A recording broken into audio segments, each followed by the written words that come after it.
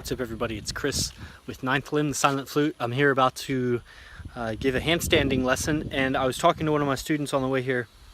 So here's the deal. The idea of thinking about what you're about to say before you say it is somewhat of a contraction. It's like a superimposed filter on your natural communication, your natural spontaneous communication. Now, a lot of times if you communicate naturally, spontaneously, sometimes we might put our foot in our mouth. And usually that's because that's not really us talking. We're speaking from patterns of language that we've learned throughout our life, as children especially, and just through the things that we admire. You know, the music we listen to, the shows we watch, we just pick up how to talk. And so when we speak freely, a lot of times we're just regurgitating lines that we've picked up there. And some of those we might not like. We're not yet really very conscious of what we're saying, and that's not super necessary in the beginning. Here's the deal. You will clarify the symbols in your mind, that translation. You have this image in your mind that you're trying to communicate, this idea, and it's going through this filter and it's coming out as your voice. And the more that you express what's being contained in here, express it out, the more the connection will be clarified, and all the noise and the disturbance, the static or whatever, that will be brushed away. The garbage will be thrown out, and the clutter will be cleared, and the communication will become clean and clear. And in the process of doing that, you're going to say some things that maybe you didn't want it to come across that way. It was said in a way that the message wasn't received in the same way that it was intended. And so you go through that. You go through that period. That's a growth period. That's a good thing.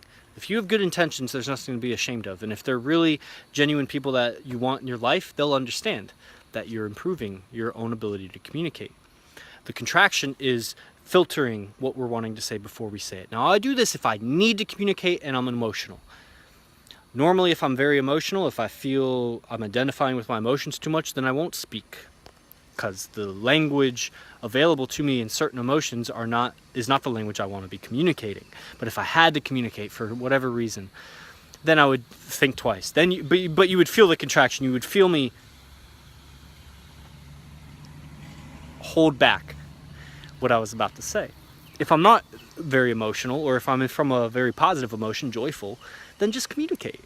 And if you make a mistake, then you learn from it. But the more you communicate, the more perfection you can attain in that translation. You can perfect the translation of these amorphic ideas in your head and what you're trying to communicate, whatever it is. You know, you're communicating affection, you're communicating a lesson, you're communicating your emotional state, you're communicating your desires, you know, any kind of communication. You're communicating your stillness. The more you talk, and not chit-chat, but the more you are focused on expressing what you want and not holding it in, just go. And sometimes it's okay to say, I don't know what to say. I'm speechless.